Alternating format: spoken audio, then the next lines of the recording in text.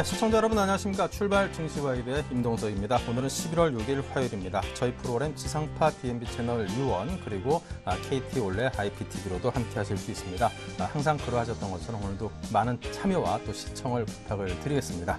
자, 오늘 굉장히 좀 중요한 일들이 있는 날이죠. 미국 대선이 이제 목전으로 다가왔습니다. 한 내일 오후 이번에도 워낙 박빙이라고 하니까 예전에 그랬던 것처럼 상당히 그 윤곽이 드러나기까지 시간이 걸릴 수도 있다고 합니다만 내일 밤 정도 되면은 이제 누가 또 앞으로 4년 동안 초강대국 미국을 이끌 것인지 계속 결정이 된다고 합니다. 누가 되고 안 되고에 따라서 항상 이 증시에는 호재 악재가 항상 병존하기 마련이죠.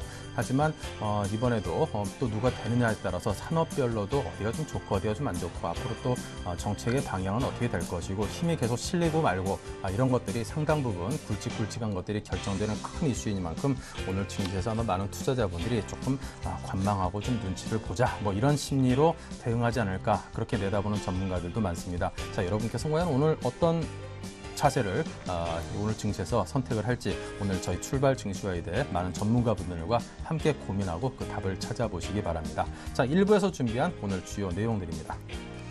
네, 강정원의 3% 공략주에서는 메리츠종금증권 영동지점의 강정헌 부장과 함께 장초반 수익 극대화 가능한 종목을 선정하고 그 자세한 투자 전략을 듣습니다. 자, 여의도 리포트에서는 내수주 접근이 유효하다고 주장하는 KTB 투자증권의 이성웅 대리가 기다립니다. 오늘은 미국 대선을 맞아 특별히 시간을 마련했습니다. 고성국 정치평론가와 함께 경제 긴급진단, 미 대선 결과에 따른 글로벌 경제 영향과 한반도 정책 방향을 살펴봅니다. 업종 스캐닝에서는 주요 업종과 종목들의 흐름을 실시간으로 살피고 효과적인 대응 전략을 세웁니다. 네, 본격적으로 출발 증시와이드 일부 순서를 시작을 하겠습니다. 먼저 메리츠 종금증권 영동점의 강정헌 부장 연결돼 있습니다. 안녕하십니까? 네, 안녕하세요. 네, 미국 대선의 불확실성 때문인지 전일 우리 증시가 좀 그다지 강한 모습을 보이지는 못했습니다. 1908포인트로 마감을 했는데요. 간밤에 뉴욕 증시를 보니까 대선을 앞두고 있음에도 불구하고 이 장 막판에 매수세가 상당 부분 몰리면서 반등에 성공을 했습니다. 자, 전일 국내 증시 또 간밤에 뉴욕 증시 정리해 볼까요? 네, 말씀드린 바와 같이 전일 국내 증시는 10.5포인트 하락했습니다. 장중 내내 하락하는 모습을 보였는데 역시 미국 시장 대통령 선거를 앞두고 불확실성이 국내 시장에도 좀 여파를 좀 보이고 있는 그런 상황이라고 보시면 되겠고요. 외국인이 어제 669억 원의 순매도를 보였습니다. 다만 개인과 기관이 각각 720억대와 23억대 순매수를 보였고 전적으로 프로그램은 차익 거래 순매도 170억을 기록하면서 총 113억대 매수 물량이 나왔습니다. 시가 중에 상해 종목은 삼성전자가 2.06% 상승하는 모습을 보였고요. SK하이닉스가 0.77% 상승했습니다. 최근에 그 IT 업종, 특히 IT 업종이 강세를 좀 보이고 있는 상황인데, 하지만 현대차와 기아차 각각 7.2%와 6.9% 하락하는 모습을 보였습니다. 미국 시장의 어떤 그 소송권이 큰 급락을 보였고, 포스코, 현대모비스, LG화학 마찬가지로 그게 하락세를 좀 보였습니다. 어제 업종별로도 운송장비가 4.7% 급락하는 모습을 보였고요. 다만 경기 방어주인 유통업과 통신업 등이 1%의 상승세를 보였습니다. 원달 환율도 0.3원 오른 총 91.2원에 마감했고요. 코스닥은 지금 5일 연속 상승세를 보이고 있습니다. 1.77포인트 상승한 515.14포인트에 마감을 했습니다. 그동안에 개별주들이 강세를 보이고 있는 상황인데, 역시 이제 미국 대선에 따른 어떤 우려감이 코스닥 개별주로 좀 몰리는 상황이 아닌가 싶은 생각이 들고요. 개인과 기관이 각각 55억과 28억의 순매수를 보였고, 외국인은 40억의 순매도를 보였습니다. 기관이 계속적으로 코스닥을 6거래일 연속 사장 행진을 좀 벌이고 있는 상황이고요. 개인은 5거래일 만에 순매도를 나타냈습니다. 업종별로는 유통 소프트웨어, 문화업종이 상승을 보였고, 시가총액 상해 종목 대체로 강세를 보였습니다. 셀트노이든가 공동은 하락한 모습을 보였고, CJ 오쇼핑, SM은 상승세를 보였습니다. 어제 특징적으로는 전자가치 시장 확대에 따른 기대감이 보이면서 KG 모빌리스든가 다날, KG 인시스 이런 종목들이 5% 이상 상승한 특징적인 테마 업종을 좀 보였다고 보시면 되겠습니다. 매수세 종목으로는 외국인은 코스피에서 현대모비스, KT, 삼성 SDI, 호남석유, 현대건설을 순매수했고, 코스닥에선 다음, 주성엔지니어링, CJ ENM, SK브로드밴드, 파라다이스를 순매수했습니다. 기관은 코스피에서 삼성전자, NHN, LG디스플레이, 삼성중공업, 하나금융지주를 순매수했고, 코스닥에선 SM, 게임빌, YG 엔터테인먼트, CJ ENM, 서울 반도체를 순매수하는 그런 모습을 보였습니다. 최근에 미국 시장은 미국 대선을 앞둔 경기감 그리고 불확실성으로 인해서 유럽 증시는 대체적으로 하락하는 모습을 보였습니다만 미국 증시는 꼭 상승하는 모습을 보였습니다. 다우지수는 19.28포인트 상승한 13,112.44포인트 마감을 했고 S&P 500 지수는 3.6포인트, 나스닥 지수는 7.53포인트 상승하면서 전적으로 낙폭을 장 후반에 줄여가는 그런 모습을 보여주고 있습니다. 아무래도 선거에 대한 결과가 지금 주가가 좀 곤두세우고 있는 그런 상황이기 때문에 일단 관망세를 기다리고 있습니다만 일단 누가 당선되든 정치적 반응들에 대한 긍정적인 시각은 좀 있을 것이라는 조그마한 의미가 좀 있지 않았나 그런 생각이 들고요. 이번 선거가 장기적인 재정 정책과 통화 정책 그리고 재정 절벽 이런 그 세 가지 부분의 경제 이슈에서 어떤 결과가 좀 나올 것이다라는 기대감, 역시 이런 부분들이 소폭 막판에 상승을 좀 보였다라고 좀 정리를 할 수 있을 것 같습니다. ISM 제조업 지수는 54.2를 일으키면서 전망치는 소폭 미달했습니다만 지난 9월 55.1에 비해서는 낮아졌습니다만 50을 넘으면서 경기 확정은 하고 있다라는 의미는 좀 보여주고 있다고 보시면 되겠고요. 다만 유럽 증시가 그리스 의회가 7일입니다. 새로운 지금 재정 긴축안에 대한 표결에 예정되어 있는데 이런 유럽 증시에 대한 부담감이 유럽 증시는 스페인과 그리스 하락하는 모습을 보였다라고 정리를 하겠고요. 원유선 가격은 배럴당 0.9% 오른 85.65달러에 마감을 했습니다. 네, 자 이렇게 해서 간밤 뉴욕 증시 상황과 전일 우리 장에 대해서 정리를 해봤습니다. 자 어제 추천하신 한국사이버결제 어제도 3% 공략에 성공을 하셨죠. 어떻습니까? 네, 한국사이버결제 어제 아까 제가 말씀드렸던 것처럼 코스닥 어제 강세 테마 업종의 전략적 시장 확대했다는 수혜감 관련 업종이었는데 다나라든가 KG이니시스 이런 종목도 강세를 보였습니다. 한국사이버결제는 제가 어제 밸류에이션 매력이 있는 종목이기 때문에 자신 있게 추천을 드렸었고요. 어제 4% 이상 올랐습니다만 내년도 실적 대비해서 현주가 PR 10배 정도 수준밖에 안 되는 상황이고 2013년까지 40% 이상 실적 증가가 기대되고 있는 종목입니다. 적정 밸류에이션, 글로벌 전자상거래 평균 PR이 14배 수준 이상이기 때문에 내년도 실적 대비 19,000원대 밸류에이션 매력은 있고 지금 조정을 좀 받겠습니다만 저가 매수가 가능한 그런 기회를 주고 있다 이렇게 보시면 되겠고요. 일단은 원시적으로는 성공했다라고 정리해드리겠습니다. 네, 자 그렇다면 이어서 오늘장 관심 종목은 어디입니까? 네, 오늘 집광공약주는 SNU를 제시하도록 하겠습니다. SNU는 OLED, 태양전지 이런 산업용 제조장비를 판매하는 업체고요. 반도체와 HT 업체들로부터 수주 물량이 증가할 것으로 기대되고 있는 상황입니다. 삼성 모바일 디스플레이의 투자로 반세액이 좀 발생할 것으로 예상되고 있고, 전방 산업은 OLED 산업이라든가 HT 산업, 태양전지, 반도체 이런 산업을 구분할 수 있습니다만 전체적으로 OLED 중심으로 성장할 전망으로 있는 회사라고 보시면 되겠습니다.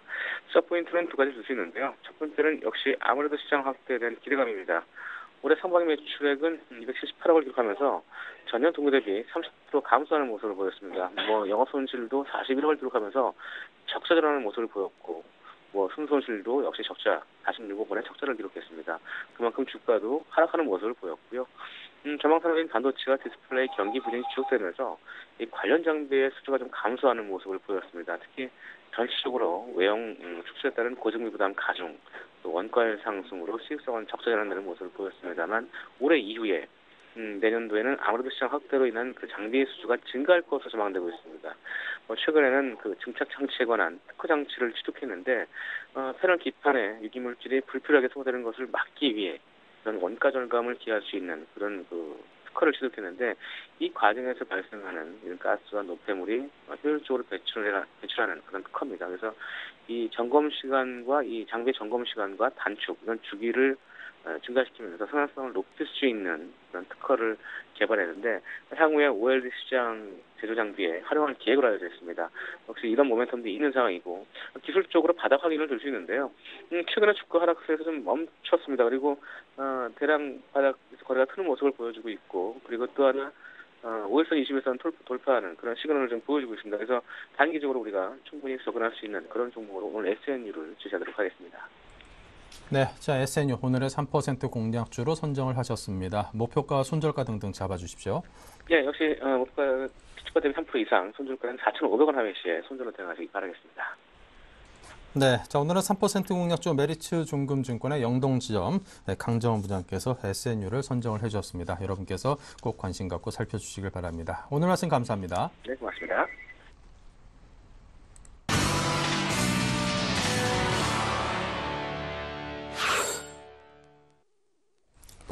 네, 이제 개장을 한 몇 초 앞두고 있습니다. 지금 상황이 괜찮습니다. 3포인트, 2포인트 각각 상승하면서 거래소와 코스닥이 양시장 모두 소폭 상승으로 오늘 출발을 합니다. 개장이 됐는데요. 1909 그리고 코스닥은 517로 각각 한 0.09%, 0.39% 상승의 강보합장으로 출발을 했습니다. 전 종목이 거의 골고루 상승을 했고요. 자, 급락을 했던 현대차와 기아차가 오늘은 0.5%, 0.18%로 소폭이나마 상승 쪽으로 방향을 좀 잡았다는데 약간의 안도감이 느껴집니다. 하지만 아직까지 긴장을 완전히 늦추는 건 조금 피하셔야 되지 않을까 싶습니다. 자, 오늘 두 분의 전문가이신 LNS 파트너스 하창모 팀장, 라이징스타 홍희진 팀장 두 분과 함께 진행을 해보겠습니다. 어서 오십시오. 반갑습니다. 네, 양시장이 오늘 좀 소폭이나마 상승 쪽으로 가닥을 잡고 출발을 했는데요. 자, 하창모 팀장이 코스피 쪽 어떻습니까? 출발 상황? 네, 시장 같은 경우 약간 불안하게 1900포인트 지지하고 있습니다만 삼성전자의 강세가 주목됐기 때문에 시장 그래도 1900선을 지켰다 볼 수 있습니다. 삼성전자 어제 134만 원까지 올라가는 모습이었는데 아침 출발 같은 경우도 134만 9천 원도 보이면서 0.6% 상승하는 모습입니다. 사실 애플의 계속적으로 애플의 주가 보면 최근 600달러 밑에 있는데 괜히 소송해서 계속적으로 불똥은 오히려 애플에 튀고 있지 않나, 오히려 실제적인 반사이익은 삼성전자 보고 있지 않나 보겠고요. 역시 어제 발목을 잡았던 현대 기아차 오늘 약간 출발 자체는 강보합입니다. 현대차는 한 20만 원 조금 회복하면서 20만 500원으로 출발하고 있고요. 기아차 같은 경우도 56,500원 정도 나오면서 0.36%. 자동차에 관련된 어떤 그 연비 과대 포장 이야기 자체는 조금 진행되겠습니다만 어제 워낙 과도하게 빠졌기 때문에 장 초반 같은 경우 약간 강세 출발한다 볼 수 있습니다.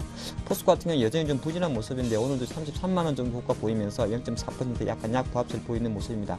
LG화학도 최근에 어떤 기관의 매수가 들어오면서 조금 좋은 모습을 보였습니다. 오늘 다시 한번 31만 원을 회복하면서 0.16% 약간 빠지는 모습입니다만은 최근에 화학업종에 대해서 기관의 매수가 조금 들어온다는 측면에서 좀 긍정이지 않나 보겠고요. 23만 원 내준 삼성중공업 다시 한번 여전히 약세 흐름을 좀 이어가는 모습입니다. 0.9% 하락한 22만 1,500원 호가 보여주고 있습니다. 한국전력이 좀 많이 빠졌습니다. 오늘도 한 1.2% 빠지는데 연강 원자력 569호가 완전 정지됐기 때문에 그것 때문에 발생할 수 있는 손익이 연간 기준으로 한 3천억 정도 영업이익 감소할 수 있다는 이야기가 나오다 보니까 한국전력이 어떻게 급락을 하고 오늘 장 초반 같은 경우도 1.2% 정도 빠진다 말씀드렸고요. 하이닉스 같은 경우는 적어도 26,000원 돌파 위에 오늘 그래도 견고하게 26,200원 정도에서 최근에 IT 강세의 어떤 상대적 흐름을 좀 이어가지 않나 보겠습니다. 정유업종 최근에 상당히 좋은 모습이죠. SK이노베이션 오늘도 조금 상승세를 이어가면서 0.9% 상승한 16만 3,500원 호가 좀 보여주고 있고요. 업종별로 잠깐 살펴보면 오늘 조금 강세를 보이는 업종은 그래도 운송장비, 전기전자 업종에서 조금 좋은 흐름이 보여주고 있습니다. 운송장비는 아무래도 자동차 업종의 반등이 좀 주목된다 할 수 있을 것 같고요. 전기전자 업종은 삼성전자의 강세, 하이닉스의 강세가 오기 때문에 업종 지수로 봤을 때 0.4% 정도 상승하지 않나 보였고 기타 서비스업이라든지 기계, 제조업종으로 조금 강세를 보이고 있습니다. 조금 약세를 보이는 업종은 역시나 한국전력이 빠지고 있는 전기가스 업종이 0.84% 하락을 하고 있고요. 은행업종, 건설업종, 오히려 정밀, 화학업종 순으로 조금 약세폭이 보입니다. 최근에 좀 상승세를 좋은 상승세를 보였던 의약품 업종 같은 경우도 0.24% 조금 빠지는 모습이라 할 수 있겠습니다. 지수 잠깐 살펴드리면요. 종합주가지수 1910.57포인트 좀 출발하는 모습인데 그래서 최근 흐름 자체가 일단 미국 대선에 대한 눈치 보기 장치에 있습니다만은 워낙 삼성전자의 강세가 돋보이기 때문에 외국인 매도는 조금 부담이 됩니다만은 시수로 봤을 때는 다시 한번 1900포인트를 조금 확인하는 그런 장이지 않나 보였고요. 수급 잠깐 살펴드리면 장 초반입니다만 일단은 외국인과 개인은 매도세를 보이는 모습, 외국인과 기관은 매도세를 보이는 모습입니다. 개인 쪽에서만 83억 정도 매수가 들어오고 있고요. 외국인이 한 39억 매도, 기관이 한 42억 정도 매도가 들어오는데 기관은 아무래도 국가 지자체의 프로그램 매도가 124억 정도 나오기 때문에 전체적으로 봤을 때는 오히려 프로그램 매도를 제외하고 나면 기관은 오히려 매수를 하고 있지 않나 말씀드리는데 전반적으로 오늘 외국인 역시나 전기전자 업종에 대해서는 조금 사고 있습니다만 외국인은 자동차 업종에 대해서 좀 팔고 있고요. 기관 같은 경우는 오히려 오랜만에 투신 쪽에서는 일단은 자동차 업종에 대해서 조금 매수가 들어온다는 측면에서 자동차 업종 낙폭 과대 측면에서 일단 하방 지지력을 먼저 체크해야 되지 않나 보겠습니다. 네, 자 계속해서 홍희진 팀장께서는 코스닥 살펴봅니다. 네, 오늘도 역시 코스닥 시장이 코스피보다는 좀 더 강한 흐름이 나타나고 있습니다. 하지만 탄력이 그렇게 강한 것 같지는 않아요. 근데 이제 탄력이 좀 강한 종목이나 업종을 좀 말씀드리면은 장 초반에 지금 안철수와 문재인 관련, 인맥 관련주겠죠. 뭐 지금 보시면은 안랩이라든지 이런 종목들이 상당히 좀 좋게 흘러가고 있습니다. 아무래도 오늘이죠.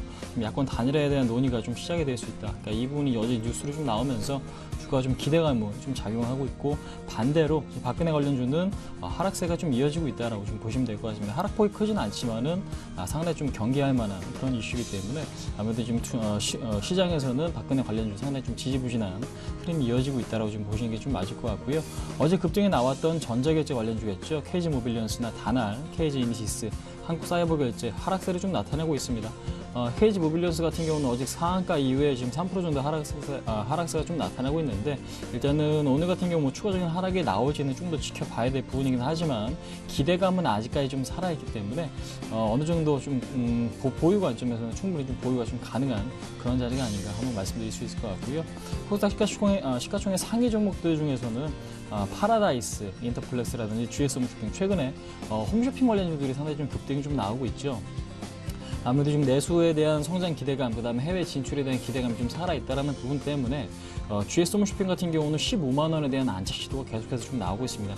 오늘 같은 경우도 4%좀 급등하는 모습이죠. 예, 그런 측면에서 봤을 때 기존에 강했던 뭐 제약이라든지, 그다음에 여행, 그다음에 카지노, 그다음에 홈쇼핑 관련주들은 아무래도 코스닥 시장 쪽에서 계속해서 좀 관심을 가져야 될 지금 업종이 아닌가 좀 생각을 하고 있고요. 그다음에 지금 최근에 고령화 사회 관련 테마 중에서는 의료기기 관련주들이 상당히 좀 지지부진한 흐름이 나타나고 있는데, 오늘 같은 경우도 뭐 바이오스페이스나 뷰웍스, 인포피아나 루트로닉 같은 종목들도 일단 하락세가 좀 이어지고 있다라고 좀 보시면 될 것 같고, 어제 같은 경우는 오스템 임플란트가 급등 이후에 오늘은 소폭 좀 반등이 좀 나아지고 있다는 게 좀 특징적인 것 같습니다. 그다음에 시장 전체적으로 보신다면 수급이 상당히 좀 중요한데요. 외국인의 방향성도 물론 중요하지만 최근에 기관의 매수가 상당히 좀 유입이 되고 있습니다. 외국인들은 한 29억 정도 매도, 기관은 한 17억 정도 매수를 좀 보여주고 있는데, 아무래도 지금 시장 분위기 자체가 그렇게 나쁘다고 볼 수는 없어요. 왜냐하면 종목별로 급등이 나오고 급락이 나오는 종목이기 때문인데, 현재로서는 코스닥 시장 기관의 매수가 살아있다면은 강세를 지속해서 유지할 가능성이 높습니다. 그러니까 지금 전과 같이 대장주, 그러니까 지금 코스피가 좀 지지부진하다면 중소형주 시장이 조금 탄력 있게 움직여줄 가능성이 있기 때문에, 오늘 같은 경우는 기관의 매수가 정징을 한다면 코스닥 시장 쪽에서 수익률 싸움이 좀 나타날 가능성이 높다라는 거 좀 기억을 하시고요. 꼭 좀 기억을 하시면서 좀 대응하실 필요가 있지 않나 좀 말씀드리겠고, 아무래도 지금 IT, 특히 이제 LCD 관련주에 대해서도 관심 있게 좀 바라보시는 게 맞지 않나 말씀드릴 수 있을 것 같습니다.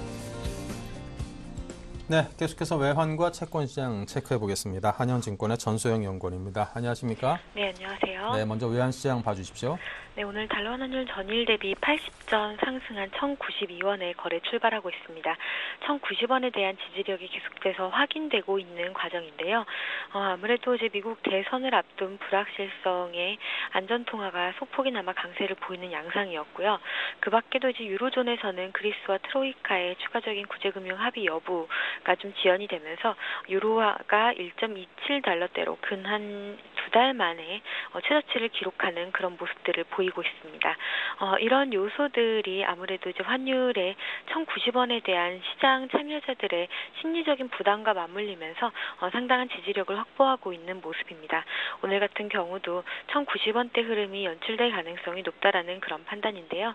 이렇게 1,090원에 대한 이런 하방 경직성이 형성이 되면서 포지션 플레이가 좀 자제되는 그런 모습이고, 아무래도 미국 대선 이후에 방향성을 추가적으로 논의할 수 있다라는 이런 인식들이 확산되면서 실수급 장세로만 시장이 연출되는 그런 모습입니다.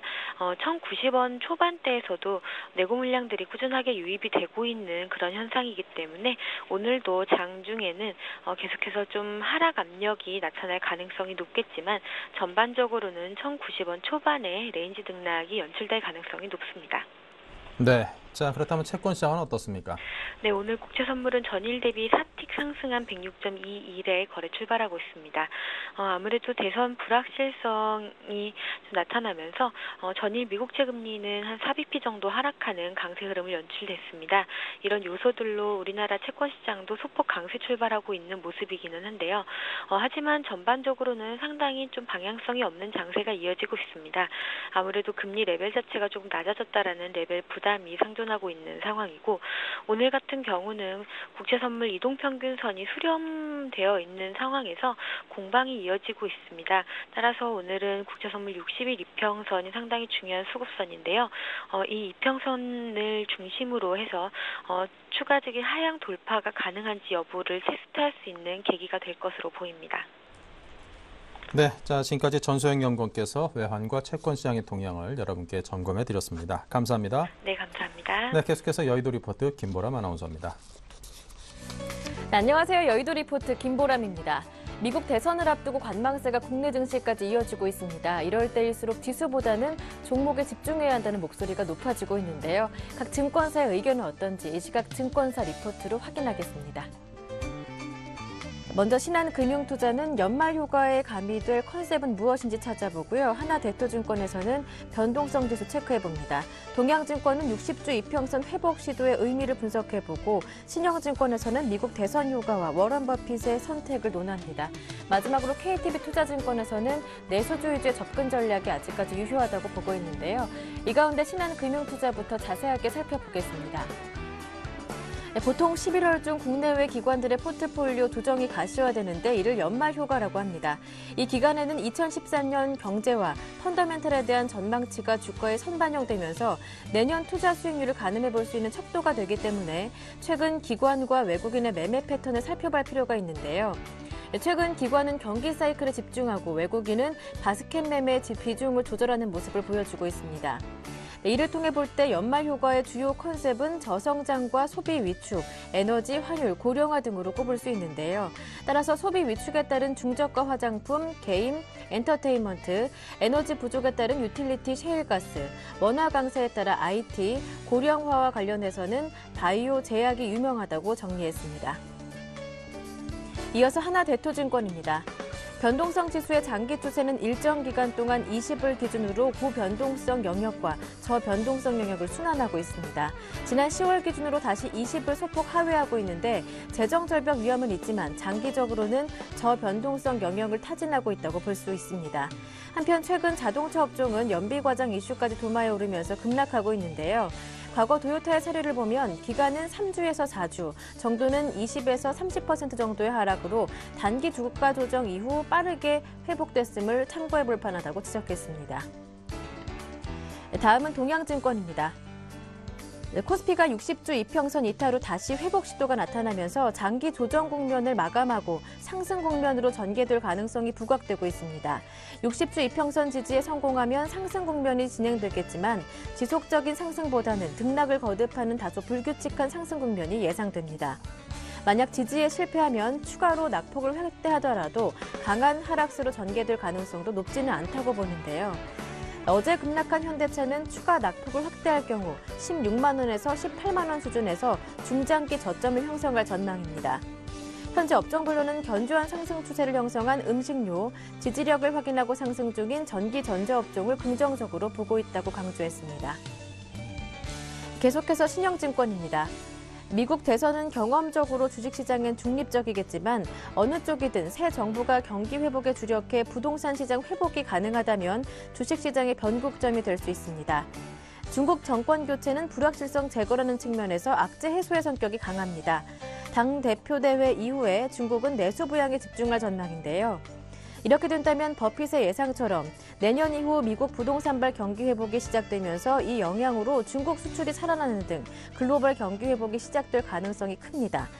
현재 국내 증시는 단기적으로는 개별 종목장이 이어지겠지만 장기적으로는 은행, 건설, 철강 등 그동안 저평가되어 왔던 경기 관련 산업의 턴어라운드가 기대되는 상황입니다. 네, 마지막 KTB투자증권 리포트 내용은 KTB투자증권의 이성웅 대리와 함께하겠습니다. 안녕하세요. 네, 안녕하십니까? 네, 미국 대선을 앞두고 있는데요. 오늘 국내 증시 흐름 어떻게 예상하십니까? 네, 우선 미국 대선이 눈앞으로 좀 다가왔습니다. 우선은 뭐 긍정적인 면도 있고요, 부정적인 면도 있다고 볼 수 있겠는데 가장 긍정적인 면이라고 본다면 불확실성 해소에 대한 기대감이 좀 그나마 좀 어제 뭐 미국 증시에도 그렇고 오늘 우리나라 증시에도 좀 그 부분이 좀 작용할 것으로 판단되면서 그나마 좀 시장이 좀 그나마 그 좀 플러스권으로 지금 안에서 좀 있지 않을까라는 생각이 들고요. 두 번째로 좀 근데 부정적으로 본다면은 약간의 그 관망 심리가 좀 나오지 않을까라는 생각이 들고 있습니다. 여러 가지로 봤을 때도 미국이나 뭐 중국의 그런 쪽에서 대선 이후에 권력에 대한 그런 이번 부분이 시장에서 약간의 좀 불안한 감은 아직까지는 그 시장에 좀 약간 좀 반영되지 않을까라는 생각이 들어서 아마 제가 봤을 때 오늘은 거래량 크게 나오지는 않을 가능성이 좀 있다라고 볼 수 있겠고요. 하지만은 대선이 끝난 다음에 그 전에 많이 우려했던 사항이 없어진다고 한다면은 주가는 긍정적 방향으로 가지 않을까 하는 생각이 들고 있습니다.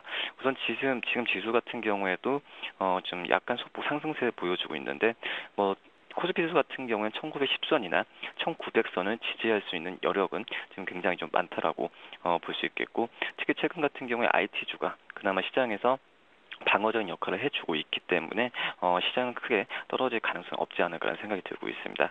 여기에 이제 플러스로 이제 게임주나 최근에 음식료 업종들이 계속적인 상승세 지금 보여주고 있다라고 볼 수 있어서 약간의 좀 변별력은 시장이 좀 없다라고 볼 수 있겠지만 개별적으로 가는 업종들 계속해서 봐야 되지 않을까라는 생각이 듭니다.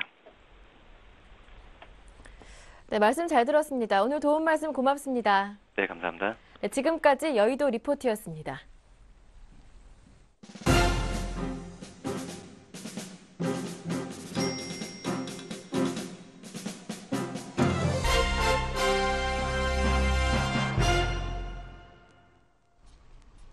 네, 앞서 예고에서 말씀드렸습니다만 오늘은 미국 대선을 앞두고 특별한 시간을 마련했습니다. 미국 대선 결과에 따른 미국의 정책 방향성 또 이에 따른 글로벌 경제 영향을 자세하게 분석을 하겠습니다. 자, 정치평론가 고성국 박사님과 전화 연결돼 있습니다. 안녕하십니까, 박사님? 네, 안녕하십니까? 네, 현재 두 후보가 여론조사에서 1%포인트 차이 혹은 동률을 보이면서 초박빙 승부를 벌이고 있는 것으로 나타나고 있습니다.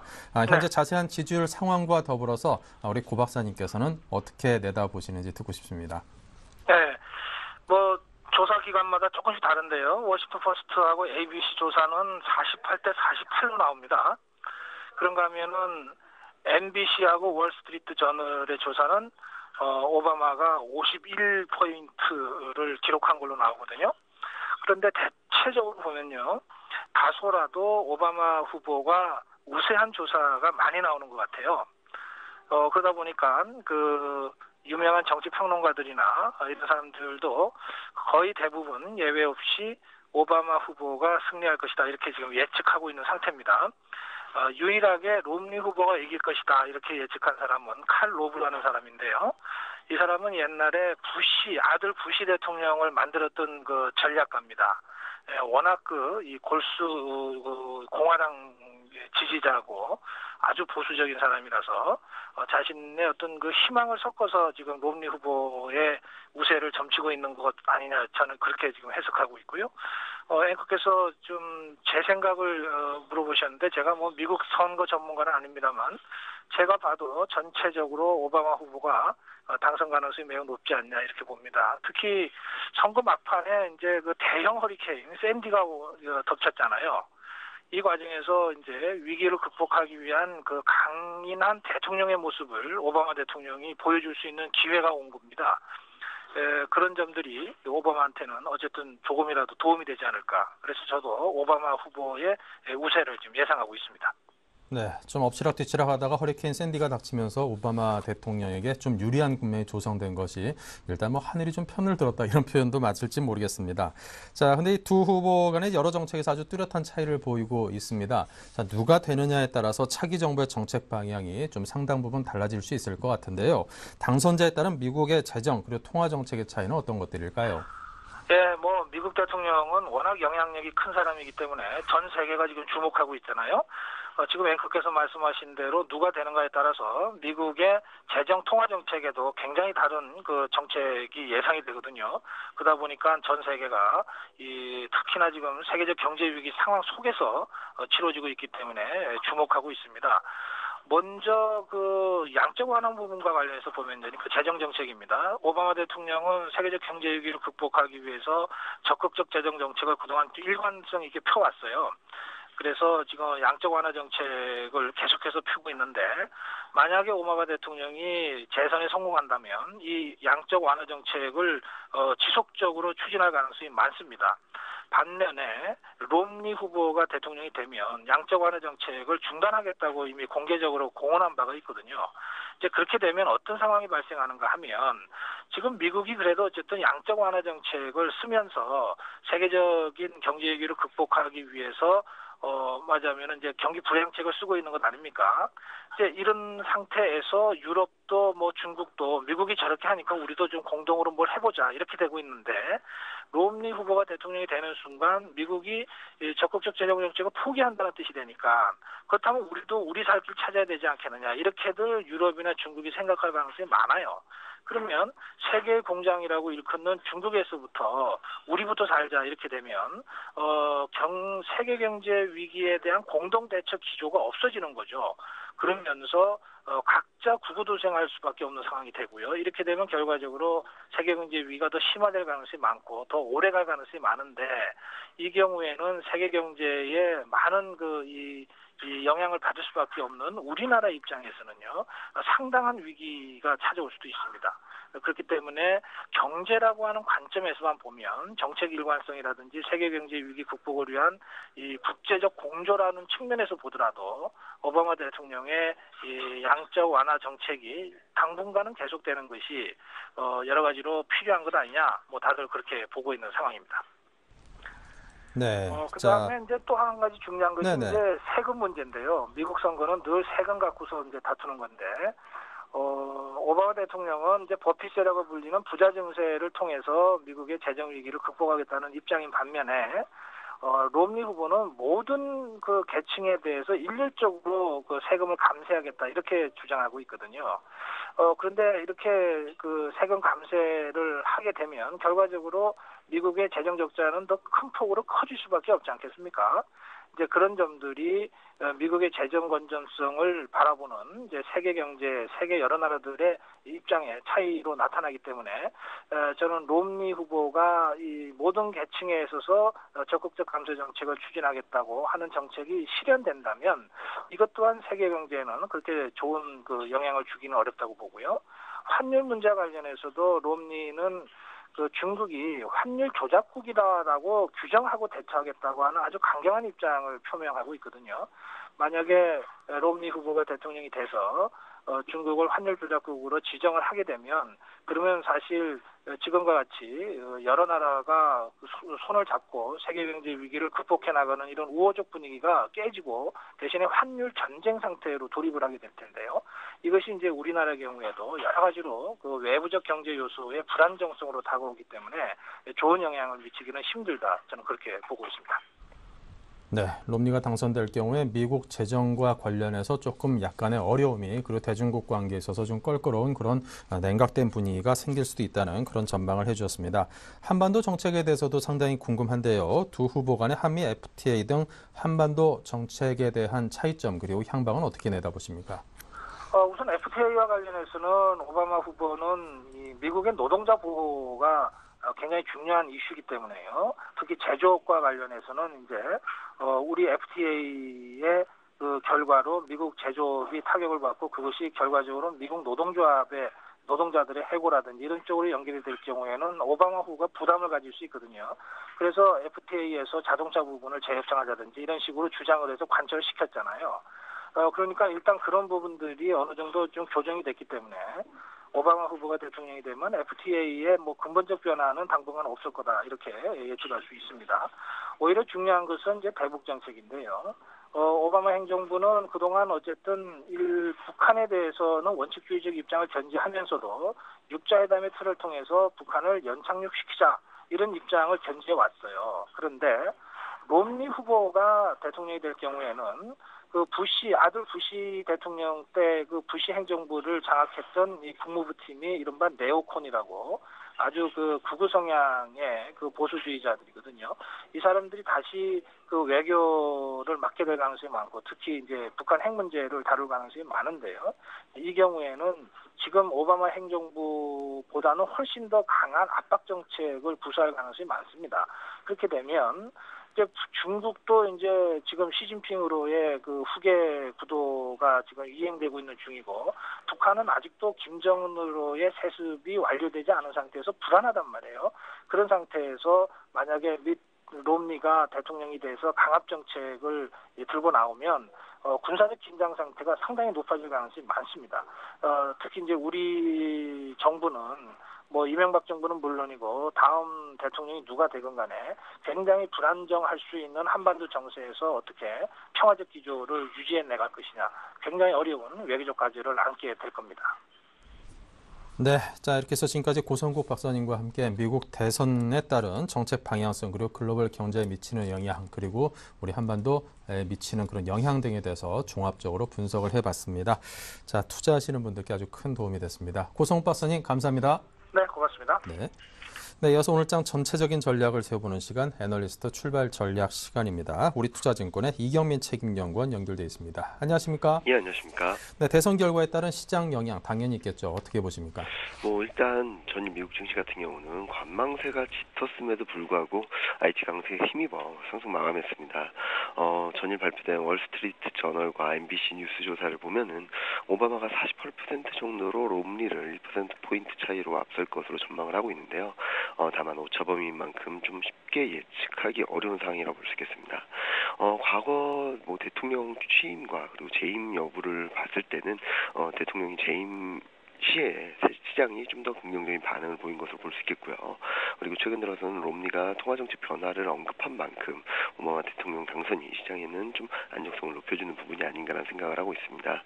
다만 상당 기간 이런 불확실성, 그러니까 정치적인 불확실성이라든지 그리고 재정절벽 이슈에 대한 불확실성이 시장에 상당 기간 반영된 것으로 봤을 때 미국 대선 결과에 따른 등락 과정은 좀 더 이어질 수는 있겠지만 시장의 우상향 흐름을 훼손할 정도의 움직임을 나타나기보다는 좀 단기 물량 소화 과정, 그리고 단기적으로 등락 과정을 등락 과정에 그칠 것으로 보고 있습니다. 특히 주목하실 부분들은 글로벌 경제 지표 개선세가 꾸준히 이어지고 있다는 점인데요. 최근 들어서는 미국뿐만 아니라 중국까지도 경기 턴어라운드 가능성을 높이고 있습니다. 이와 함께 그런 글로벌 경기 회복 기대감이 국내 IT 업종에 좀 반영되는 모습을 보이고 있는데요. 무엇보다도 최근 반등 과정에서 IT 업종의 기여도가 높은 상황이라 볼 수 있겠습니다. 글로벌 경기 회복 기대감이라든지 그리고 그동안 2008년 금융위기 그리고 유럽발 재정 이슈를 거치면서 산업 구도가 어느 정도 재편이 마무리되는 과정을 거치면서 국내 IT 기업들이 경쟁력이 높아진 상황입니다. 이런 부분들은 수익성적인 측면이나 그리고 수익 구도가 좀 단단해지고 그리고 대외 변수에도 불구하고 수익성이 안정적인 흐름을 보인다는 점에 있어서 투자자들의 관심을 좀 높이는 부분이라고 볼 수 있겠는데요. 물론 최근 강세를 이어왔다는 측면에서 단기적인 가격 부담에 따라 가지고 좀 한두 차례 등락은 보일 수 있겠습니다. 하지만 글로벌 경기 턴어라운드 가능성 그리고 최근 들어서 실적 개선세가 좀 가파르게 진행되면서 주가가 올라왔음에도 불구하고 밸류에이션 매력도는 점차 높아지고 있는 상황 등을 감안해 봤을 때는 기관을 중심으로 한 수급 모멘텀이 뒷받침되고 있어 꾸준한 관심이 필요하지 않을까라는 생각을 하고 있습니다. 특히 전기전자 업종을 한번 보신다면요. 1550포인트 그러니까 직전 고점을 넘어설 경우에는 상당 기간, 그러니까 수개월 동안 이어져 왔던 삼각 수렴 패턴 상단을 돌파한다는 측면에 있어가지고 새로운 상승 구도가 전개될 가능성이 있어 단기적으로는 이런 부분들을 좀 주목해 보시면서 아마 시장이 다시 간다면은 IT 업종이 시장의 중심에 위치하고 시장을 이끌어가지 않을까라는 기대를 하고 있습니다. 네, 자 지금까지 우리투자증권 이경민 책임연구원과 함께 들어봤습니다. 감사합니다. 예, 감사합니다.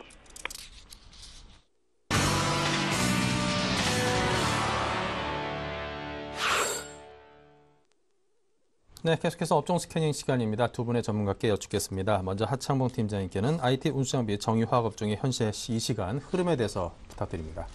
네, 다행스럽게도 뭐 외국과 기관이 자동차 업종에 대해서 양매수가 들어오면서 장은 조금 받쳐주는 모습이다 말씀드리겠고요. IT 대형주부터 보면 삼성전자는 뭐 거의 134만 원 정도에 멈춰 있는 모습입니다. 최근에 어떤 그 흐름을 보면 외국인들은 조금 팔고 있습니다만 기관들이 어떤 또 연기금을 선두로 삼성전자에 매수가 들어오기 때문에 일단은 한번 차익 욕구 가능한 135만 원대까지 거의 왔지 않나 그렇게 좀 말씀드리겠고요. 오늘 IT 종목 중에서 조금 특징적인 것은 사실 삼성 SDI와 LG 이노텍이 될 것 같습니다. 삼성 SDI 같은 경우 어저께도 한 3% 정도 반등을 하고 오늘도 1.74% 반등을 해주는 모습인데 사실 삼성 SDI 같은 경우는 3분기 실적 쇼크 이후에 4분기 전망까지 부진하면서 최근 지난주에 급락을 했던 종목이죠. 14만 원까지 내주는 모습을 보여줬었는데 일단 시장에서는 그래도 2차 전지 부문에서는 세계 1위 아니냐 그렇게 좀 이야기하는 것 같고 물론 4분기에 대한 어떤 약간 부진한 전망 맞긴 맞습니다만은 최근에 전체적인 트렌드가 IT 주는 매기세가 들어오기 때문에 오히려 외국인 측면에서는 삼성 SDI에 대해서 매수가 좀 들어온다 그렇게 말씀드리겠고요. 일단 가장 중요한 거는 14만 원대를 빠른 시간에 회복했기 때문에 최소한 일단은 안심은 좀 해도 되지 않나 그렇게 좀 말씀드리겠습니다. 그리고 LG 로텍이 조금 주목되는데 오늘 8만 원대를 좀 회복하는 모습입니다. 3.36% 상승하는데 LG 로텍 같은 경우는 사실은 LG 그룹들이 최근에 잘 간 것을 생각하면 상당히 좀 소외받았던 종목이라 할 수 있을 것 같고요. 최근에 보니까 뭐 최근 한 11월 달 정도 돼서 조명기구 관련해서 독일의 오스람과 어떤 특허가 잘 순조롭게 잘 진행됐다. 특허 분쟁이 좀 마무리됐다. 그런 이야기 좀 나오기 때문에 전체적인 반등세가 좀 나오지 않나 보이는데 글쎄 워낙 이제 최근 10월 말 11월 초순까지 LG전자 관련주의 어떤 흐름이 상당히 좋았기 때문에 오히려 순환 차원에서 LG 이노텍이 낙폭 과대 측면에서의 반등이지 않나 봅니다. 그래서 기술적으로 봤을 때 일단 8만을 돌려놓은 그림 자체는 상당히 긍정적이기 때문에 일시적으로 약간 IT주에 대한 전망을 좀 긍정적으로 가져가시는 분이라면 8만원 밑에서는 한번 공략해 볼 필요가 왔지 않나 그렇게 말씀드리겠습니다. 그리고 가장 주목할 거는 자동차로 넘어가면요. 오늘 다행스럽게 현대차가 20만원, 기아차가 57,000원, 한 2% 반등하는 모습입니다. 근데 여기서도 잘 보시면은 현대차가 기아차보다 많이 오르죠. 그건 꼭 우리 투자가분들이 알고 계셔야 될 것 같고요. 자, 이제 한번 생각해 보실 수가 있습니다. 일단 뭐 시장에서는 한 현대차 60만 대, 기아차 30만 대, 미국 차에서 연비를 좀 부풀렸다, 3% 부풀렸다 해서 어제 급락을 했는데 사실 지난 목요일부터 이런 루머가 나와서 어제 월요일날 이제 현실화된 거죠. 그렇게 봤을 때는 23만원 하던 현대차의 주가가 단기적으로 3만원 빠졌다는 건 이미 그 단순하게 소송 이슈에 대해서는 특허 시장이 좀 반영됐다는 겁니다. 근데 중요한 건 앞으로입니다. 왜냐하면 물론 지금 북미를 제외하고 나서 뭐 유럽이라든지 중국에서는 별 말이 없습니다. 왜냐하면 그 연비 측정 그 가이드라인이 조금 다르기 때문에 그런 것이고요. 또 한편으로 시장이 좀 긍정적인 요소는 그래도 현대차가 일본차는 달리 빨리 보상 프로그램을 속칭 말해서 자수했다는 겁니다. 그래 우리가 잘못했다 자수했다는 겁니다. 그 측면에서는 좀 긍정적이고 한 가지 부정적인 측면은 아직까지 도대체 마케팅 비용이 얼마 될 것이며 향후에 중요한 거는 중고차 가격이 내려갈 수 있다는 겁니다. 그런 측면에서 봤을 땐 좀 부정적이다 말씀드리겠고요. 제가 왜 현대차보다 기아차를 조금 안 좋게 봤냐면 기아차가 사실 글로벌 시장에서 많이 공략한 게 K 시리즈도 있습니다만은 기아차 소울을 많이 팔았습니다. 경차죠. 근데 경차 같은 경우 실제로 연비를 좀 많이 포장해서 많이 팔았는데 실제로 마케팅으로 사왔는데 오히려 연비가 좀 축소됐다면 기아차 소울 같은 경우는 사실 안 팔릴 가능성이 있습니다. 그래서 제가 조금 전에 미리 말씀드릴 때 어차피 두 종목 중 하나를 고르라면 차라리 현대차를 고르는 것이 낫다는 말씀드리겠고 가격적으로 봤을 때는 네 맞습니다. 제가 볼 때 뭐 오늘 20만원에서 다시 한번 20만원 이탈 가능성 충분히 있습니다. 하지만 실제적으로 속칭 말하는 밸류에이션 측면에서 봤을 때는 20만원 전후한 주가 현대차 주가 상당히 내년 1분기까지 본다면 저는 사도 된다 그런 말씀 드리는데 굳이 오늘 뭐 20만 3천에 따라 사실 필요는 없고요. 한 번 더 20만원 수준에서 행보할 가능성이 있기 때문에 그 부분 조금 지켜보시면 좋을 것 같고 아무래도 완성차 조금 반등하다 보니까 현대 위아라든지 만도 같은 종목들이 3.5% 반등하는데 사실 만도가 어저께 급락한 거는 좀 말이 많죠. 그러니까 부품업체가 원래 이렇게 많이 빠질 건 아닌데 어제 워낙 좀 많이 빠졌지 않나 보겠습니다. 조선업종 잠깐 살펴드리면요. 역시나 아직은 조선업종은 그 무겁습니다. 배가 보통 크죠. 그보다 무거운데 현대중공업 역시나 조금 부진한 흐름이고요. 삼성중공업이 그나마 이제 시장에 있던 바로미터로서 자기 대장주 역할을 좀 차지하는 모습입니다. 35,000원을 돌파하는 모습이 삼성중공업에 조금 포착되기 때문에 제가 늘 드릴 말씀이 그래도 조선업종 탑픽은 삼성중공업만 바라보자 그런 말씀 드리는데 일단 삼성중공업만 바라봤을 때는 34,000원을 좀 회복했다는 측면에서 일단은 조금 좀 저는 조심스러운 매수 의견도 좀 드리겠고 조선기자재 업종에서 봤을 때는 역시나 피팅업체 성강밴드가 계속적인 실적을 바탕으로 신고가 행진을 달리는 모습입니다. 그래서 항상 우리 중형주 중에서는 제가 성강변도나 태강 같은 종목 많이 말씀드리는데 실적이 되는 피팅 업체이기 때문에 성강변도 오늘도 2% 좀 반등하지 않나 말씀드리겠습니다. 정유업종 좀 살펴드리면요. 오늘은 SK이노베이션보다 GS의 상승이 상당히 좀 돋보입니다. GS가 오히려 3% 반등하면서 73,700원까지 올라오는 모습인데 사실 정유회사 같은 경우는 우리 그냥 단순하게 미국 국제 유가 오르면은 정유에서 올라가고 꼭 그렇게만 보시면 안 됩니다. 유가가 크게 유동치지 않아도 정제 마진이 개선되게 되면은 실제로 정유회사의 실적은 상당히 좋아진다는 건데 실제로 최근에 어떤 정유회사의 트렌드를 보면 정제 마진이 좀 개선된다는 겁니다. 그리고 GS 같은 경우는 단순하게 GS 칼텍스라는 정유회사만 갖고 있는 게 아니라 다른 에너지라든지 여차 부분에 어떤 모멘텀을 갖고 있기 때문에 최근 GS 그룹의 강세와 맞물리면서 최근에 보면 GS 홈쇼핑, GS 리테일 잘 가지 않습니까? GS 그룹의 강세에 머물리면서 좀 강세를 보인다 말씀드리겠고 KCC라는 종목 잠깐 특징주로 말씀드리겠습니다. 오늘 1.34% 상승하면서 30만 1,500원인데요. 어저께 4% 빠졌습니다. 왜 빠졌냐면 그 현대기아차의 그 차색을 도료를 하지 않습니까? 우리 차 색깔 먹이는 거, 그 도료 현대기아차들은 7, 80%가 KCC에서 하고 있습니다. 그렇다 보니까 어저께 자동차주가 빠지다 보니까 동반급락했는데 이것도 똑같은 관점입니다. 실제적으로 현대기아차가 제가 조사를 좀 해보니까 한 영업이익이 5% 정도 하락하게 되면은 KCC의 영업이익, 도료죠. 페인트 부분도 한 연간 1에서 1% 정도 감소를 한다고 합니다. 하지만 물량 뛰기 자체를 이미 6개월에서 1년 정도 미리 받아놨기 때문에 사실 어저께 KCC의 주가 급락은 과민하다는 겁니다. 단순 투자 심리가 빠졌기 때문에 제가 판단할 때는 30만원 수준에서의 주가 좀 가능성을 좀 열어두지 않나 그렇게 말씀드리면서 전반적으로 봤을 때 오늘 시장은 뭐 IT라든지 자동차, 정유화학 쪽에서는 아무래도 실제적으로 자동차의 반등이 그래도 장을 좀 잡아주지 않나 그렇게 보겠습니다. 네, 자 KCC에 대해서 현대기아차 흐름과 관련해서 약간의 좀 부정적인 영향이 있을 수 있다고 하는데요. 또 에버랜드 지분을 17% 인수하면서 앞으로 삼성과의 협력 가능성이 상당히 높아질 것이 기대되는데 실질적으로 그 매출 증가율이 한 3.3배 정도 전년과 비교해서 삼성에 대한 KCC의 도료 납품입니다. 앞으로 이 부분이 더욱더 확대될 가능성이 있다는 그런 장점도 함께 있으니까 그 점에 대해서 보시기 바라고요. 자, 다음은 홍희진 팀장께서 철강기계, 금융건설의 흐름과 특징 종목 살펴주십시오. 네, 자 철강기계, 건설 지금 최근에 시장에서는 상당히 좀 속속인 애들로 좀 취급을 좀 받고 있습니다. 그런데 그렇죠. 중요한 부분은 뭐냐면요. 자, 철강 제가 지난주 말씀드렸어요. 여기서 이 자리에서 구입할 필요는 없다라고 말씀드렸습니다. 그러니까 이미 물려 계신 분이라면 여기서 팔지 마시고요. 신규 매수는 좀 자제하시라는 말씀을 좀 드렸는데 지금 시장에서는 가장 중요한 것들이 있죠. 그러니까 뭐냐면은 오르는 것들이 실적이 좋아서 오르는 게 아닙니다. 그러니까 하나의 테마가 지금 형성이 됐고 그 테마가 뭐 제약이라든지 음식료, 그러니까 이쪽으로 지금 형성이 된 다음에 그들이 지금 기대감이 있기 때문에 자금이 그쪽으로 좀 몰리고 있기 때문에 지금 오르는 것이지 실질적으로 수급이 지금 엄청나게 실적이 좋아서 그들이 다 가는 그런 형국은 아닌 거죠. 그러니까 지금 쉽게 말씀드리면은 철강, 기계, 건설, 금융 같은 경우는 심리가 좀 좋지 않고 실질적으로 지금 실적도 그렇게 예상한 수치보다 좀 나쁘게 나왔기 때문에 매도는 좀 더 출회가 되고 있다고 이해하시는 게 좀 맞을 겁니다. 근데 이제 포스코 지난주보다 한 2, 3% 정도, 뭐 현대제철도 마찬가지겠고요. 크게 변동은 없습니다. 그러니까 지금 시장 자체가요.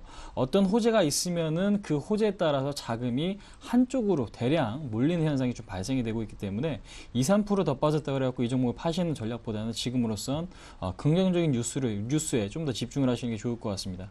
그러니까 지금 포스코나 현대제철, 고려안이나 뭐 세아베스트, 동국제강 이들 종목 제가 왜 팔지 말라고 말씀을 드렸냐면은 지금 주가라는 것은 상품 가격이 굉장히 좀 민감을 한데 최근에 철강값이 반등이 나오고 있습니다. 그러니까 지금 9월달 말부터 중국 쪽에서 중국 열혈 코일이라든지 상해 철강값이 반등이 나오고 있어요. 그러니까 지금 각국 철강 업체들이 지금 감산에 들어왔다는 거 다들 아실 거예요. 그러니까 감산에 들어갔다는 거 공급을 그만큼 줄인다는 얘기인데 아무래도 수요가 제한적인 상황에서 공급이 줄인 상태에서 상품값의 급락 가능성은 높지 않습니다. 그러니까 쉽게 말씀드리면은 지금 상품값이 급락을 안 한다면 실적이 더 이상 안 좋게 나올 가능성보다는 오히려 현재의 상황을 유지할 가능성이 커 보이는 그런 시점이기 때문에 현대제철도 그렇고 지금 뭐 추가적인 하락 충분히 나와줄 수는 있긴 하지만 반등 시에는 굉장히 탄력적으로 움직여줄 수 있기 때문에 지금 자리에서는 굳이 굳이 매도하실 필요 없다라는 전략을 좀 줄여보도록 하겠고요. 지금 현재 시장에서 강세를 보이고 있는 종목 중에 LG 디스플레이가 있습니다. 그러니까 지금 LG 디스플레이 같은 경우는 이제 와서 실적이 좋아지네, 어쩌네. 그러니까 지금 이런 이슈가 조금 들어오고 있는데 실질적으로 LCD 패널 값이 반등을 보인 시점이 5월 달부터죠. 그러니까 지금 화면이 잘 보이실지 모르겠습니다. 그러니까 지금 보시면은 실질적으로 LG 디스플레이 LCD 패널 값이 5월 달부터 반등을 보였고 그에 따라서 3분기 실적이 상당히 좀 좋게 나왔고 4분기까지의 기대감도 커진다라는 지금 그러니까 뉴스로 인해서 주가가 좀 급등이 나오고 있죠. 근데 이제 LG 디스플레이 차트 보시면 아시겠지만 5월 달에는 주가가 오히려 빠졌습니다. 그러니까 지금 심리가 안 좋았기 때문에 투자자들은 이러한 부분에 집중을 안 했다는 얘기겠죠. 그래서 아무래도 지금 촬영 업체도 그렇고 뭐 기계 관련주도 그렇고 건설주도 그렇고요. 현재로서는 심리 자체가 항상 상당히 부정적이기 때문에 지금 매도가 좀 나오고 있다고 좀 이해하실 필요가 있을 것 같습니다. 그래서 일단 철강 업종의 매도는 좀 자제하시자는 말씀 드려보겠고요. 신규 매수는 일단은 좀 보류하시는, 그러니까 매수가 확실하게 들어오고 좋은 이야기가 나왔을 때 접근하시는 방법이 지금으로서 좀 맞지 않나 한번 생각을 말씀드리겠고요. 그 다음에 두산중공업이나 두산인프라코어 같은 기계 관련주죠. 상당히 좀 문제가 지금 심각해지는 것 같은데 뭐 이 종목도 역시 마찬가지예요. 아무래도 지금 가장 큰 게 수주라는 건 경기 모멘텀을 따라갈 수밖에 없습니다. 근데 이제 두산중공업 같은 경우는 45,000원 정도의 바닥을 일단은 좀 찍은 상태입니다. 그러니까 지금 보시면요, 45,000원 지지를 한 이후에 추가적인 하락이 나오고 있지는 않은데 아무래도 지금 장기 지지선, 그러니까 지금 지난번 가격을 보시면은 5만 원대를 좀 이탈을 했습니다. 그렇기 때문에 이제는 45,000원이 1차 지지선이고요. 5만 원까지 반등을 보인 이후에 주가가 방향성을 잡을 가능성이 높아요. 그러니까 지금 45,000원이 이탈되지만 않는다면 5만 원까지의 반등은 이제는 노려볼 수 있는 그러한 구간이기 때문에 현재로서는 두산중공업 같은 경우도 일단 5만 원까지의 반등을 좀 노려보시고 여기가 뚫린다면은 주가는 한 차례 더 업그레이드가 가능하겠지만 5만 원 선을 돌파를 못한다면 다시 한번 45,000원에 대한 지지 테스트를 할 가능성이 높습니다. 그렇기 때문에 현재로서는 일단 두산중공업은 1차적인 위기를 넘겼다. 그래서 갖고 계신 분들 일단 보유 관점으로 좀 말씀드릴 수가 있을 것 같고요. 근데 이제 건설사 같은 경우도 최근에는 문제가 이제 수주죠. 그러니까 수주가 지금 안 나오고 있다라는 게 지금 문제인데 지금 보시면 아시겠지만 경기를 따라간다라는 게 확실하게 좀 눈에 띄는 것 같습니다. 그러니까 지금 건설사가 수주, 그러니까 지금 해마다 수주가 지금 되는 것들이 지금 집계된 게 보면요, 2007년 127조 우리나라 건설사들이 수주를 했고요. 2008년, 2009년 118조에서 120조. 그다음에 2010년엔 103조 수주를 했고 2011년 같은 경우는 110조. 그러니까 지금 2007년 경기가 좋을 때 수주가 증가를 하면서 경기가 안 좋을 때 2010년까지 내려오다가 2011년도에 갑자기 좀 늘어나는 흐름이 나타났습니다. 그러니까 지금 경기와 상당히 좀 민감한 게 건설업종이다라고 좀 보시면 될 것 같기 때문에 이 종목도 역시 마찬가지로 현재로서는 보유 관점으로 접근 가능하겠지만 신규 매수는 좀 자제하시고 나머지 금융 같은 경우는 역시 마찬가지입니다. 그러니까 지금 은행, 증권, 보험 가장 탑픽이 보험으로 좀 말씀드리겠고 여전히 보험 업종은 매수 좀 가능한 시점으로 좀 말씀드리겠고 은행, 증권 같은 경우는 분할 매수 매집 관점은 충분히 좀 가능한 시점이다. 한번 말씀드릴 수 있을 것 같습니다. 네, 자 다음은 통신유통 음식료 살펴보겠습니다. 네, 최근에 통신업종 같은 경우 역시나 그 기관들의 매수 좀 상당히 좋은 흐름을 보여주고 있고요. 어저께 KT가 상당히 좋은 흐름을 보였기 때문에 오늘도 KT를 위주로 좀 말씀드리겠습니다. 어제 KT가 한 3% 이상 급등을 했습니다. 사실 실적 발표를 했었는데 3분기 영업이익이 보니까 5,388억 상당히 좋게 나왔다는 겁니다. 물론 통신 부문에서는 조금 부진했습니다만 비통신 부분 KT렌탈 매각 관련해서 자회사 처분 이익이 있었기 때문에 좋은 흐름을 보였었는데 글쎄 꼭 그런 단기 실적을 좀 핑계로 댄다고 차치하더라도 최근에 통신주에 대한 흐름을 보면 상당히 좋은 흐름이지 않나 말씀드리겠고요. KT는 확실히 좀 달라지는 모습을 제가 차트에서나 가격대에서 좀 볼 수 있는 것 같습니다.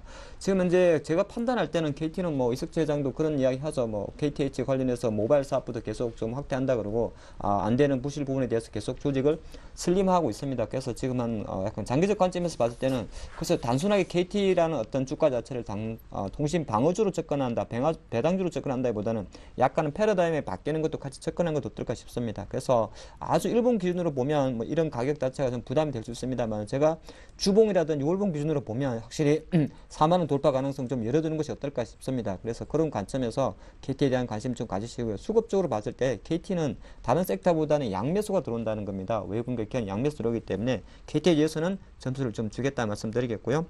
유통업종 잠깐 넘어가겠습니다. 유통업종 같은 경우는 최근에 뭐 가장 주목되는 것은 바로 GS 계열입니다. 오늘도 GS 홈쇼핑이라든지 GS 리테일 좋은 흐름 보여주고 있습니다. GS 홈쇼핑 같은 경우 4% 상승하면서 이제 15만 원대까지 올라가는 모습인데 홈쇼핑 3사 중에서 원래 CJ 홈쇼핑이 먼저 달렸습니다만 그 후발주자로 현재는 GS 홈쇼핑 좋은 흐름 보여주고 있고요.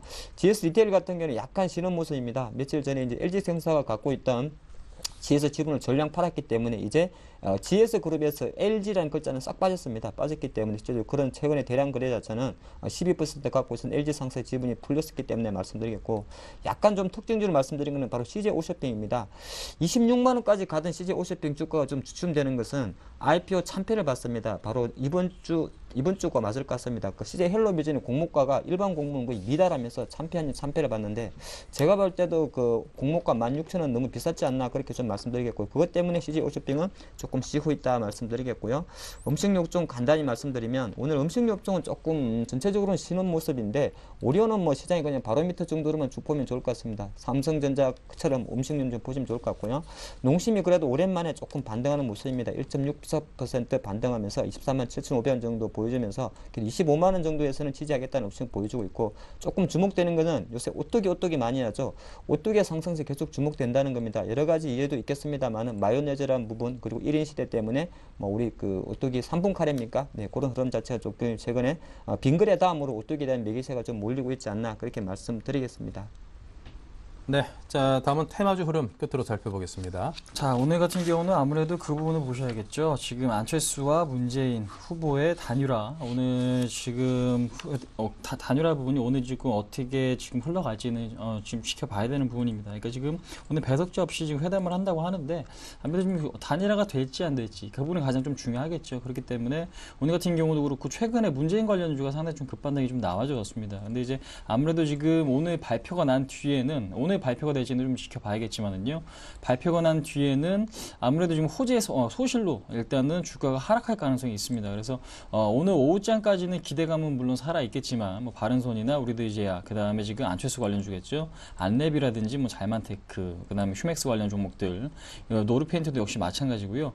그러니까 지금 서서히 지금 매수가 강해지기보다는 오히려 좀 차익 매도가 좀 나오고 있는 그런 형국이기 때문에 신규 매수는 좀 자제를 하시고요. 일단은 오후장 들어서 다시 한번 고점 돌파 시도가 나올 가능성이 높습니다. 근데 이제 오늘 형성했던 고점들을 돌파를 하지 못한다면 일단은 꺾일 가능성이 높기 때문에 안철수와 문재인 관련 테마는 오늘로써 일단은 매매를 좀 마무리하시고 나서 확실한 좀 방향성을 다시 한번 좀 모색하는 것도 좀 좋지 않나. 근데 이제 단일화에 성공을 하면은 그 모멘텀으로 인해서 관련주들, 그러니까 문재인 관련주들이나 안철수 관련주들도 한번 슈팅은 나올 가능성이 있긴 있어요. 그렇기 때문에 그 부분에 대한 비중 조절을 하시되 일단 너무 큰 기대보다는 아무래도 좀 리스크 관리를 하시면서 대응 전략을 짜시는 게 좀 맞다라고 한번 말씀드리겠고요.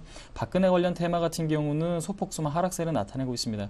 이지 같은 경우도 그렇고 아가방 컴퍼니, 보령메디앙스, 그다음에 뭐 동양물산이나 이들 종목도 일단 하락세를 좀 보여주고 있기 때문에 단일화에 성공을 한다면은 박근혜 입장에서는 좋을 게 없겠죠. 예, 그런 측면에서 봤을 때도 아무래도 시장은 상당히 부정적으로 좀 반응을 하고 있다라고 좀 보시는 게 좀 맞을 거고요. 그다음에 지금 오늘 같은 경우는 하락하고 있는 게 뭐 제약업종은 지금 뭐 테바라고 하는 기업이 우리나라 기업을 인수한다라는 루머가 돌면서 주가가 좀 급등이 나왔는데 지금 일단은 지금 시점에서 매수하지 마시고요. 대응 안 되시는 분은 일단은 접근 자체를 하지 마시자라는 말씀드리겠고, 대형 제약주는 여전히 좀 관심권에 조정시마다 뭐 21선이면 21선, 11선이면 11선 정도 조정이 나온다면 좀 관심 있게 보시는 게 지금으로선 좀 맞다라고 한번 말씀드려보도록 하겠습니다. 그다음에 지금 마지막으로 IT 테마에 대해서 좀 말씀드리면은 지금 강한 흐름은 아니지만은요. 최근에 지금 샤프가 지금 적자가 굉장히 좀 강하죠. 그러니까 적자가 많습니다. 망할 가능성도 있다고도 하니까 우리나라 관련된 뭐 LCD 관련 부품주라든지 LD 디스플레이에 대한 관심, 그 다음에 최근에 반도체 값의 급등에 따른 반도체 부품주들의 관심도 지금으로서는 좀 가져볼 시기가 아닌가 한번 말씀드릴 수 있을 것 같습니다. 네, 이렇게 해서 테마주의 흐름까지 정리를 해봤습니다. 지금까지 LNS 파트너스의 하창봉 팀장, 라이징스탁의 홍희진 팀장과 함께 오늘 장에 대한 전반적인 조망을 해봤습니다. 감사드립니다. 네, 잠시 후 11시부터는 종목 퀵 서비스 상담이 준비되어 있습니다. 013-3366-0110, 023153-2610번으로 전화를 주시면 상담 가능하시니까요. 많은 활용을 부탁드립니다. 저희 블로그도 준비되어 있으니까 역시 들러주시기 바랍니다. 자, 저희는 잠시 후 2부에서 또 이어가겠습니다. 잠시 후 뵙겠습니다.